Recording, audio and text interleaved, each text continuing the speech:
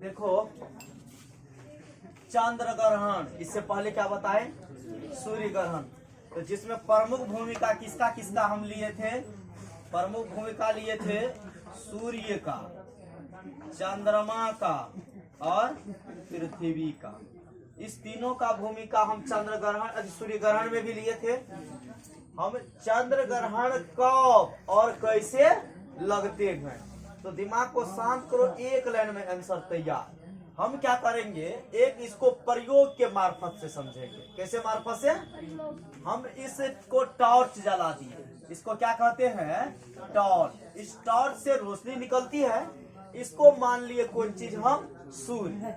हम टॉर्च को जला दिए, यहाँ पृथ्वी रख दिए और यहाँ पर क्या रख दिए? चंद्रमा। ये सूर्य क्या किया? रोशनी दिया। और इस एक लाइन में क्या क्या रखा है? सूर्य है, पृथ्वी है और जब सूर्य टॉर्च दिया या सूर्य रोशनी दिया तो किस पर पड़ा? सभी किरणों को पृथ्वी क्या किया? अपने में ले लिया। इसको यहाँ तक ये बनी थी किसके लिए? पूरे सभी के लिए। लेकिन ये पृथ्वी आके क्या किया? इस सबको अपने में ले लिया। पता है ना, इस सबको क्या कर लिया? अपने में ले लिया।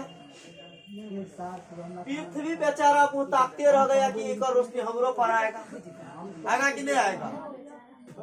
लेकिन इस पृथ्वी क्या किया? इस सब अपने में क्या कर लिया? मिला लिया।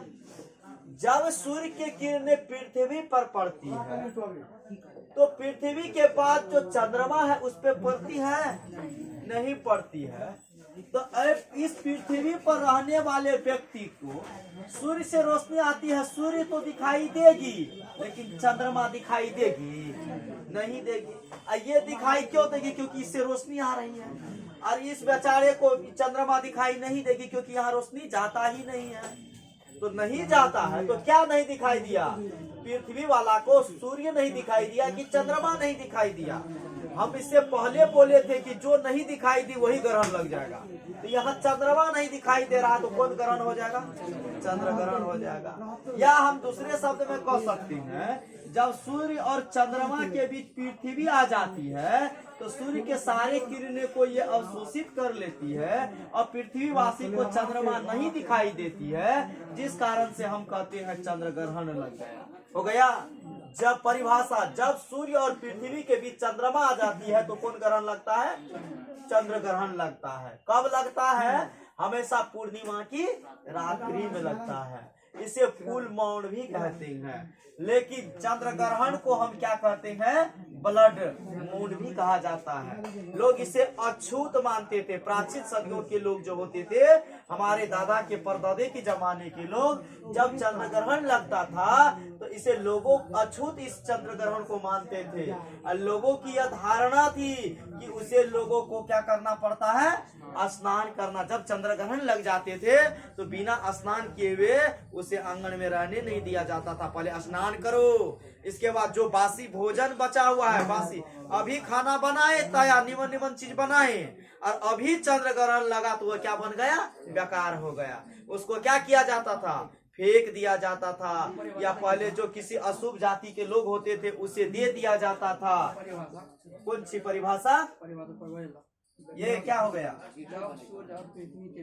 चंद्रमा आ जाती है तो चंद्र ग्रहण लगती है।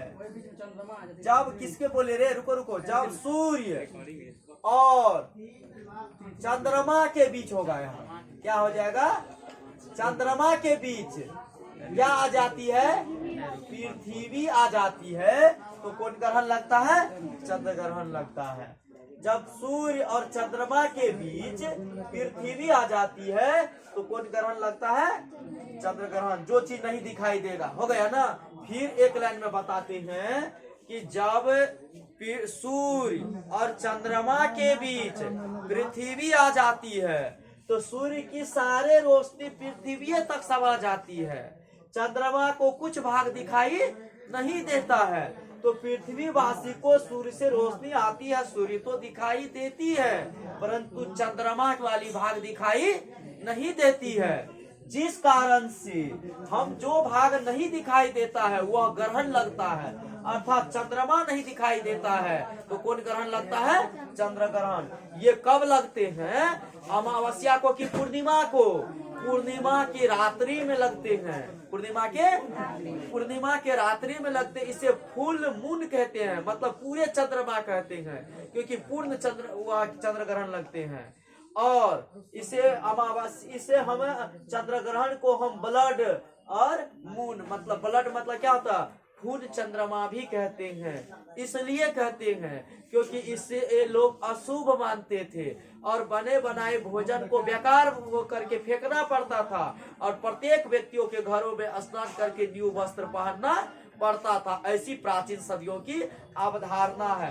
हालांकि आज के तौर पर ऐसी सभ्यता देखने को नहीं मिलती है, क्योंकि आज हमारा युग वैज्ञानिक युग आ गया है। इसे प्राचीन सदियों की तरह उसे अवधारणाओं से जोड़ती नहीं।